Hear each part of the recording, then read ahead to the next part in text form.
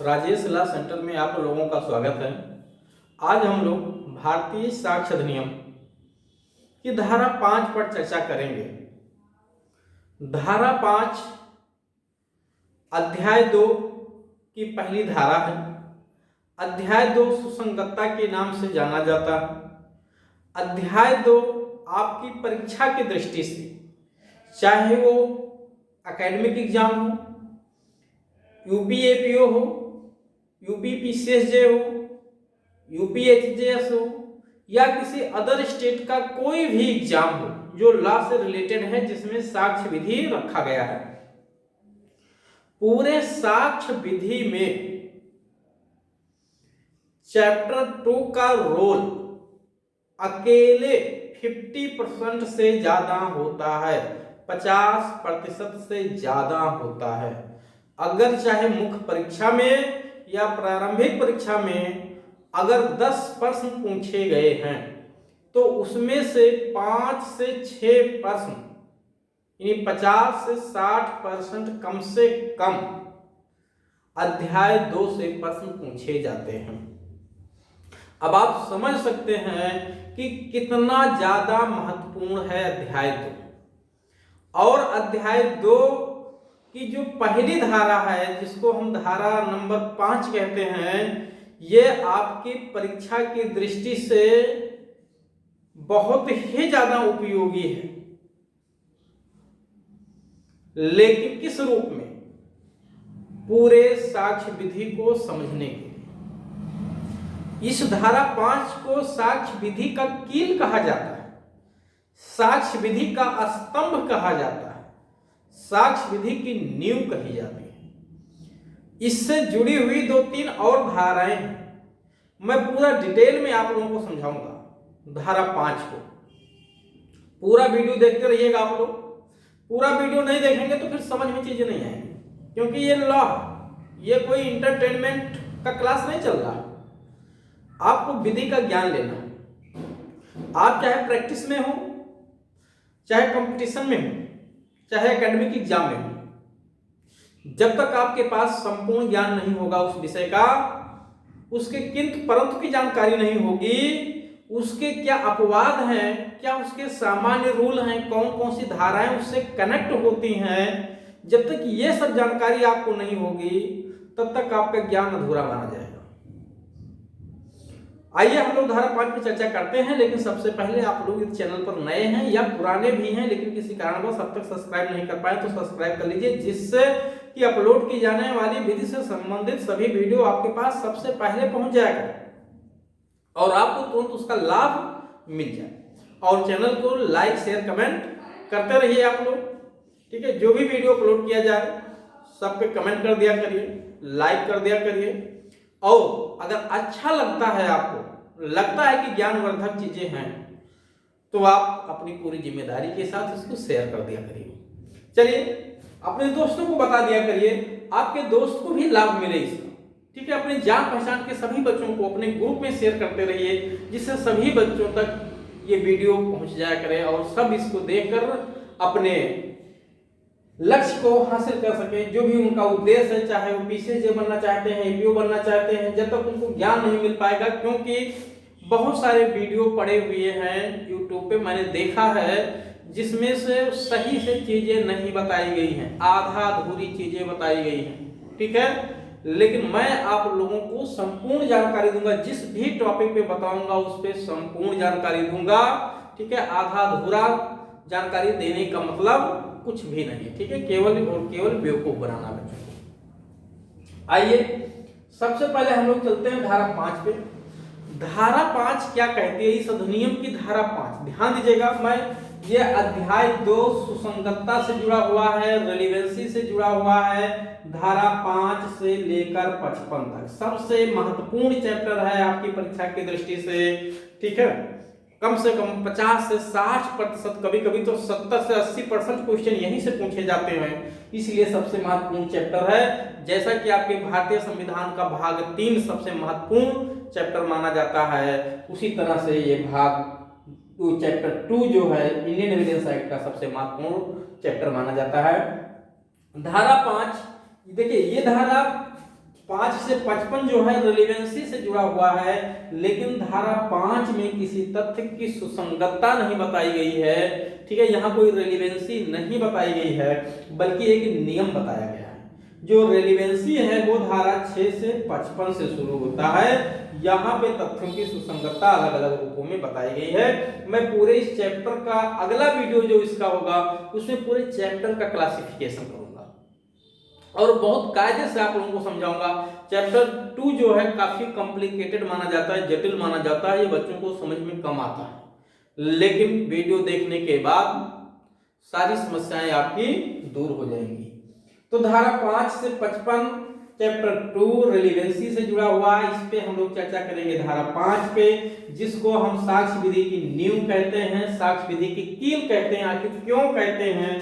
क्योंकि धारा 5 कहती है, ठीक है भाई, देखिए साक्ष्य विधि का मतलब क्या है, एविडेंस एक्ट का क्या मतलब है? इसका मेन मकसद यही है कि किसी विवाद को कैसे साबित किया जाए, किसी विवाद को कैसे साबित किया जाए। विवाद क्या होता है मैं पहले के वीडियो में एविडेंस में बता दिया हूं आप लोगों को, आप लोग बैक वीडियो में जाके देख सकते हैं। ठीक है, हाँ एक अच्छी सूचना यह है आप लोगों के लिए कि हमारी ऑनलाइन और ऑफलाइन दोनों क्लासें लगातार संचालित की जा रही हैं। मेंस की भी क्लास, आंसर राइटिंग की क्लास लगातार चल रही है। जिस किसी बच्चे को क्लास ज्वाइन करना है ऑनलाइन या ऑफलाइन, वो तुरंत हमारे संपर्क सूत्र पे कांटेक्ट करके, ठीक है, जो है जैसा भी उसको उचित हो, जिस तरह की क्लास उसे ज्वाइन करना हो अपना क्लास ज्वाइन कर सकता है। किसी को कोई जानकारी हासिल करना तो वो भी इस नंबर पे संपर्क कर सकता है।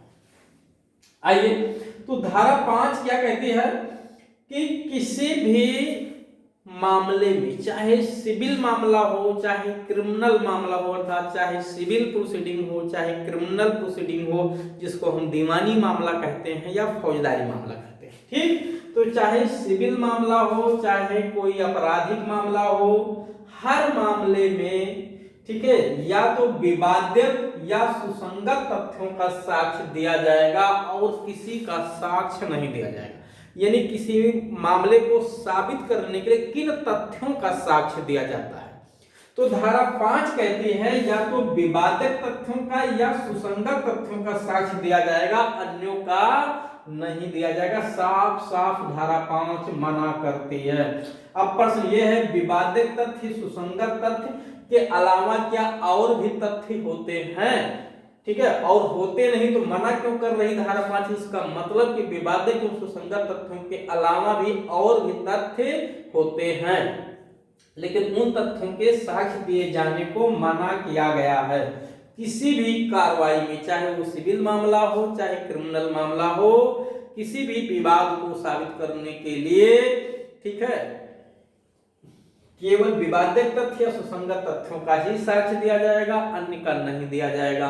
तो थोड़ा सा हम लोग चर्चा कर लेते हैं कि तथ्य कितने प्रकार के होते हैं। ठीक है, काइंड्स ऑफ फैक्ट, तथ्य के प्रकार, कितने प्रकार तथ्य के हैं, तो जरा इस पे चर्चा कर लेते हैं। तथ्यों के प्रकार पे ये जरा देखिए, मैं आप लोगों को कैसे समझा रहा हूं यहाँ पे तथ्यों के प्रकार पे। ठीक है, ये मैं एक गोला बनाया हूं, ये सब पूरा क्या है, ये पूरा एक फैक्ट, ठीक है, ये पूरा क्या है, ये पूरा एक फैक्ट मैं यहां बना दिया हूं, तथ्य। ठीक है, ये पूरा का पूरा तथ्य है। तथ्य की डिफिनीशन मैंने शुरू के वीडियो में आप लोगों को बताई है। ठीक है, तो ये पूरा का पूरा तथ्य है। इसमें आप देखेंगे तो तथ्यों के प्रकार पे सबसे एक तथ्य ये है, फिर कुछ तथ्य ये हैं, इसको नाम अभी सबका हम नामकरण कर देंगे अलग अलग। ठीक है, ये देखिए, ये हो गया विवादित तथ्य, ये हो गया सुसंगत तथ्य, ये हो गया असंगत तथ्य, ये हो गया विसंगत तथ्य, ये हो गया विधिपूर्ण तथ्य, और एक हो गया अन्य तथ्य। कितने प्रकार बने तथ्यों के? तथ्यों के प्रकार बन गए टोटल, ये देखिए, एक ये हो गया, ठीक है, इसको क्या कहेंगे, विवादित तथ्य, विवादित तथ्य। उसके बाद ये क्या है, ये सुसंगत तथ्य, रेलिवेंट फैक्ट।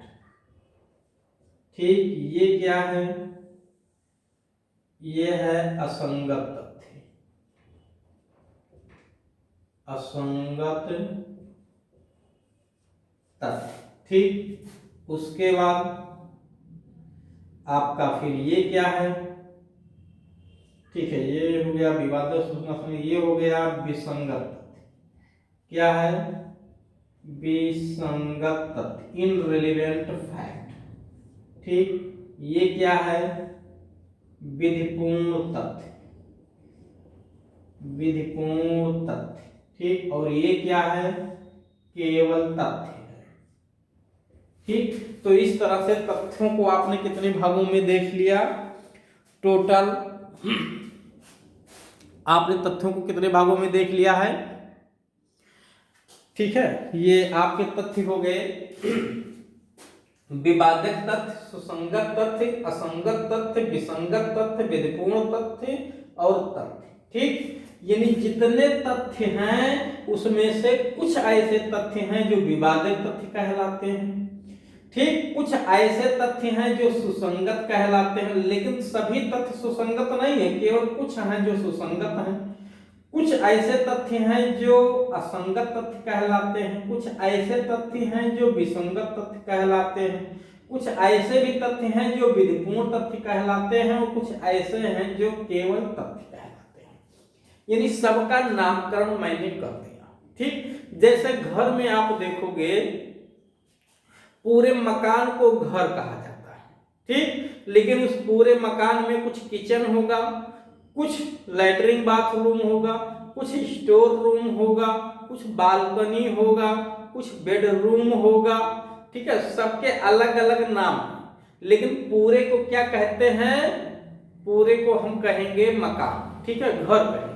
उसी तरह से सभी तथ्यों को हम फैक्ट बोलेंगे, लेकिन उसमें से कुछ फैक्ट इशू हैं, कुछ रिलेवेंट फैक्ट हैं, कुछ इनकंसिस्टेंट फैक्ट हैं, कुछ इनरिलेवेंट फैक्ट हैं, कुछ लॉफुल फैक्ट है और कुछ फैक्ट।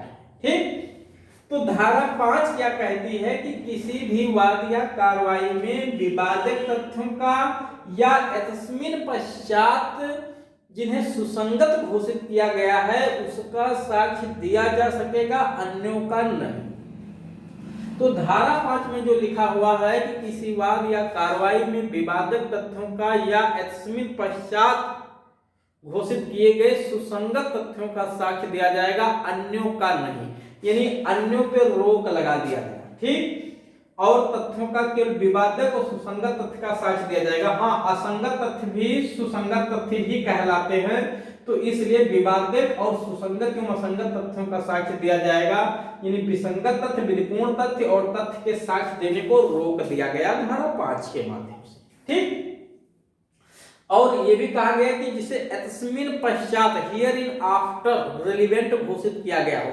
तो हियर इन आफ्टर जो रिलेवेंसी है वो धारा 6 से 55 तक में घोषित किया गया है। जहां लिखा हुआ है बैरक में तस्मीन पश्चात सुसंगत घोषित किए गए, तो वहां पे आप लिख लीजिएगा धारा 6 से 55। 6 से 55 में ही सुसंगत घोषित किए गए। ठीक, तो धारा 5 क्या कहती है कि जो किसी वाद या कार्रवाई में जो विवादित या सुसंगत तथ्य हैं केवल उन्हीं का साक्ष्य दिया जाएगा, अन्यों का नहीं दिया जाएगा।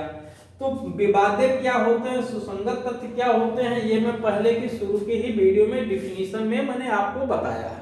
ठीक है, साक्ष्य विधि पे आप प्लेलिस्ट में जब जाएंगे, ठीक है, चैनल पे राजेश लॉ सेंटर के चैनल पे जब आप प्लेलिस्ट में जाएंगे तो साक्ष्य विधि में आपको मिलेगा एक परिभाषा खंड। उस परिभाषा खंड में मैंने सुसंगत तथ्य, ठीक है, सुसंगत और विवादित तथ्य की सबकी डिफिनीशन बताई है।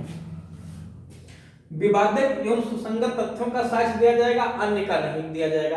यानी धारा 5 क्या बताती है? धारा 5 एक सीमित दायरा कर देती है कि किसी भी मामले में, चाहे वो सिविल मामला हो चाहे आपराधिक मामला हो, केवल जो उस मामले में विवादित तथ्य हैं या जो सुसंगत तथ्य हैं उन्हीं का साक्ष्य दिया जाएगा और किसी का साक्ष्य नहीं दिया जाएगा। अगर ये धारा 5 नहीं लिखी गई होती तो बड़ी विकट परिस्थिति उत्पन्न हो जाती। कैसे?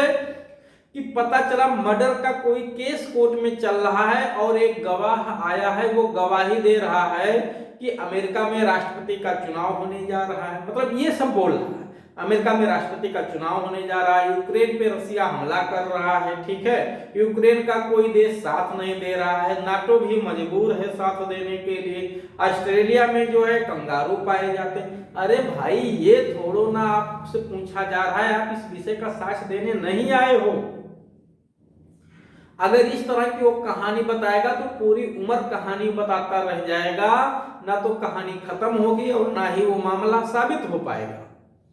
तो फिर उससे कहा गया तुम साक्ष्य दो, आया तो बोलने लगा, तो ऐसे नहीं होगा। उससे ये भी होना चाहिए कि किस विषय पे साक्ष्य देना है और क्या बोलना है, यानी किसी भी विवाद में जब गवाह आए तो किन विषय पे गवाही होगी उनकी, ये भी तो दायरा निश्चित किया जाना चाहिए। नहीं तब तो किसी भी विषय पे बोलेंगे तो बोलते रह जाएंगे, उम्र खत्म हो जाएगी, मामला खत्म नहीं होगा कभी।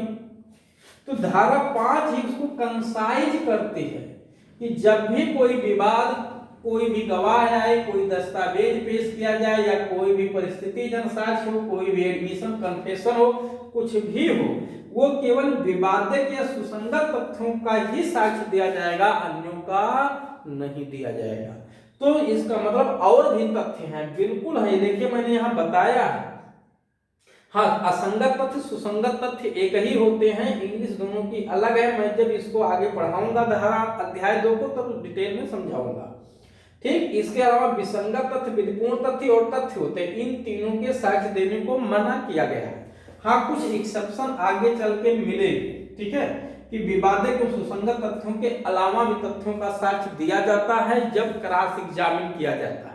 क्रॉस एग्जामिनेशन में धारा 138 में जब आप पढ़ेंगे 138 में, तो 138 ही धारा 5 का अपवाद बताती है। धारा 5 का अपवाद बताने वाली धारा 138 है, जो कहती है कि क्रॉस एग्जामिनेशन में, ठीक है, क्रॉस एग्जामिनेशन में विवादित या सुसंगत तथ्यों तक ही सीमित रहना जरूरी नहीं है, इससे भिन्न विषयों पे भी प्रश्न पूछे जा सकते हैं। आप जब धारा 138 देखेंगे तो वहां साफ तौर से लिखा हुआ है, ठीक है। धारा 138 में दो बातें बताई गई हैं, एक तो परीक्षा का स्टेज बताया गया है, दूसरा सीमाएं बताई गई हैं कि कोई भी परीक्षा में क्या चीजें पूछी जा सकती है, उस पर सीमाएं क्या है। तो जो चीफ एग्जामिनेशन होता है उसमें विवादित या सुसंगत तथ्यों से संबंधित प्रश्न ही पूछे जाते हैं, लेकिन जब क्रॉस एग्जामिन होता है, जिसको हम जिरा कहते हैं, जो एडवर्स पार्टी को करने का राइट होता है, कुछ दशाओं में बुलाने वाला पक्षकार भी न्यायालय की अनुमति से कर सकता है क्रॉस एग्जामिन जैसे प्रश्न। तो ऐसी स्थिति में क्रॉस एग्जामिनेशन में जो विवादित या सुसंगत विषयों तक प्रश्न पूछे गए थे चीफ एग्जामिनेशन में, वहीं तक सीमित रहना जरूरी नहीं है। इसका मतलब है कि विधिपूर्ण प्रश्न भी पूछे जा सकते हैं। विसंगत तथ्य कभी नहीं पूछे जाते हैं, ध्यान रखिएगा, विसंगत तथ्य कभी नहीं पूछे जाते हैं सिवाय कोर्ट के। न्यायालय को पावर दी गई है कि सेक्शन 165 में कोर्ट विसंगत तथ्यों पे भी प्रश्न कर सकता है, लेकिन जजमेंट का आधार वो भी नहीं बनाएगा, उसमें भी रोक लगी हुई है। चलिए, तो इस तरह से आपने देखा कि विवादित एवं सुसंगत तथ्यों के अलावा भी प्रश्न पूछे जा सकते हैं। धारा 138 इसका अपवाद घोषित करते हैं, लेकिन वो क्रॉस एग्जामिनेशन में, ठीक है, भले क्रॉस एग्जामिनेशन में, लेकिन है तो अपवाद।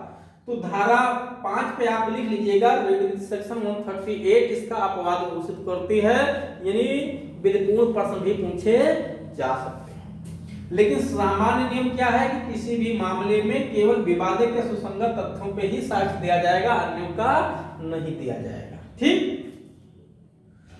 अब प्रश्न यह है कि विवादित एवं सुसंगत तथ्यों का जब साक्ष्य दिया जाना बताया गया धारा 5 में, तो और साक्ष्य ना आने पाए इसके भी रोकने की तो कोई व्यवस्था करनी पड़ेगी। अगर और तथ्यों को रोकने की व्यवस्था नहीं करोगे और पता चला कहानी में विवादित तथ्य या सुसंगत तथ्य के अलावा भी तथ्यों का साक्ष्य दिया जाना शुरू हो गया, तो रोकेगा कौन? कौन बताएगा कि ये विवादित या सुसंगत तथ्यों का साक्ष्य दिया जा रहा है और का नहीं दिया जा रहा है? तो जब कोर्ट के सामने, ठीक है, जब कोर्ट के सामने किसी विषय पे गवाही होगी, साक्ष्य पेश किया जाएगा, तो विवादित और सुसंगत तथ्यों का ही साक्ष्य देने की छूट दी गई धारा 5 की अकॉर्डिंग। ये जनरल नियम है, एक्सेप्शन मैंने अभी धारा 138 आपको बता दिया। तब ऐसी स्थिति में विवादित या सुसंगत तथ्यों का ही साक्ष्य आए, अन्य पर ना आने पाए, इसके लिए जिम्मेदारी दी गई न्यायालय को सेक्शन 137 में, ठीक है, कहां, सॉरी 136 पैरा 1 में जिम्मेदारी दी है। हाँ, वहां कोई पैरा नंबर नहीं पड़ा हुआ है, ठीक है, 3 भागों में बटा हुआ है धारा 136, जो पहला खंड है उसका, उसी को मैंने पैरा 1 नाम दिया है।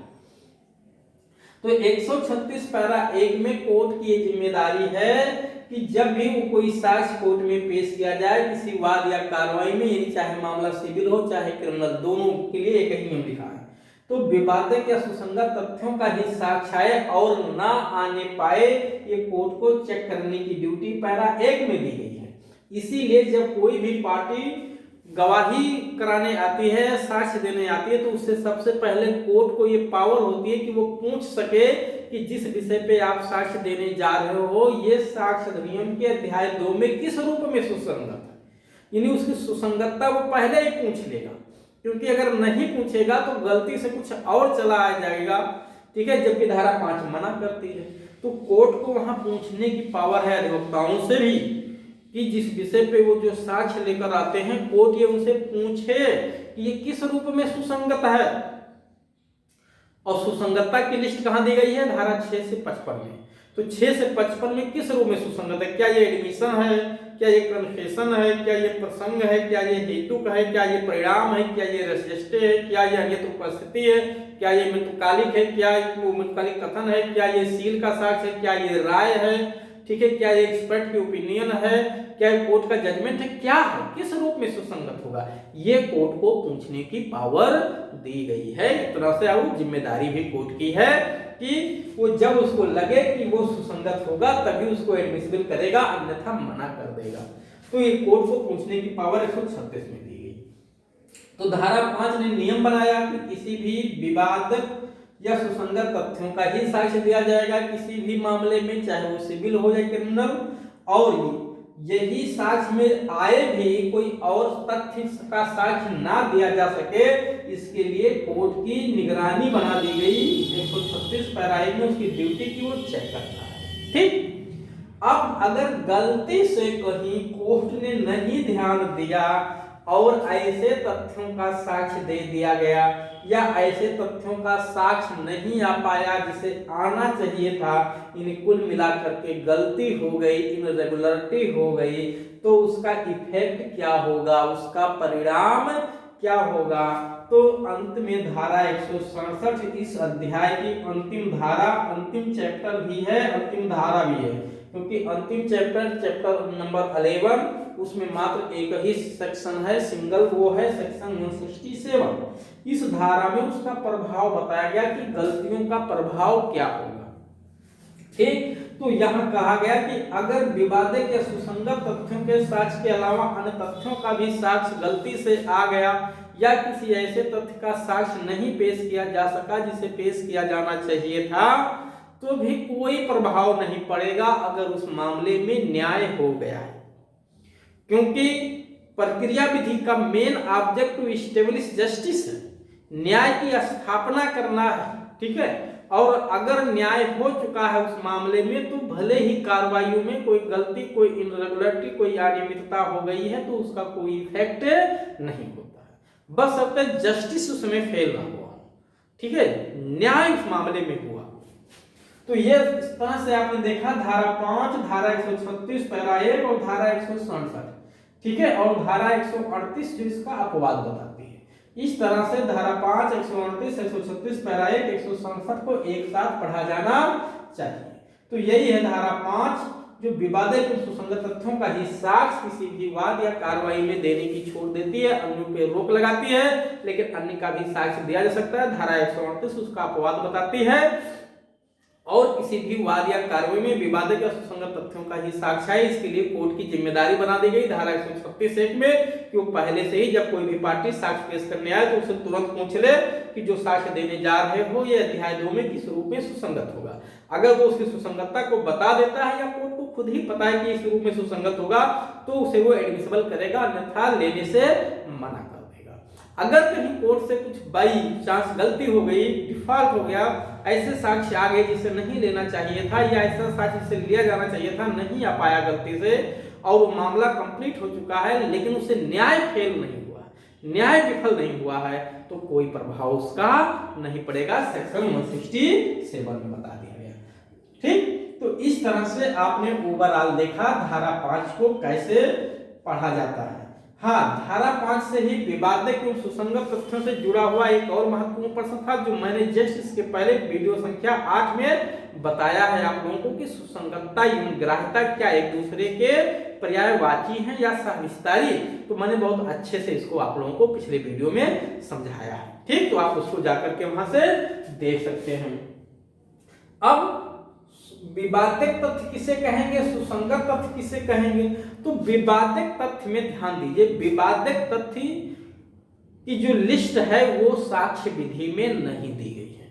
साक्ष्य विधि में केवल सुसंगत तथ्यों की लिस्ट दी गई है। किसकी? केवल सुसंगत तथ्यों की लिस्ट दी गई है, विवादित तथ्यों की नहीं दी गई है। विवादित तथ्य वह तथ्य होते हैं जो किसी अपराध के घटित होने के लिए एसेंशियल एलिमेंट्स होते हैं, वही फैक्ट इशू बनते हैं। ठीक, तो उसका जिक्र यहाँ पे नहीं किया गया है, वो सब्स्टेंटिव लॉ में होता है एलिमेंट्स। रेलिवेंट जो रेलिवेंसी है वो धारा 6 से 55 तक में पूरी लिस्ट दी गई है। अब हम लोग अगला वीडियो उसी पे बनाएंगे और उसी पे चर्चा करेंगे पूरे अध्याय 2 पे। ठीक है, तो इस तरह से आपका ये धारा 5 कंप्लीट हो गया। आप लोगों से फिर मैं कह रहा हूं, चैनल पे यदि नए हैं सब्सक्राइब जरूर कर लीजिए जिससे कोई भी वीडियो डाला जाए तो आपके पास सबसे पहले पहुंच जाए, और लाइक शेयर कमेंट करते रहिए, लेकिन तब जब आपके समझ में। अगर समझ में नहीं आता है तो बिल्कुल मत करिएगा। ठीक है, लेकिन अगर समझ में आता है तो कंजूसी भी मत करिएगा।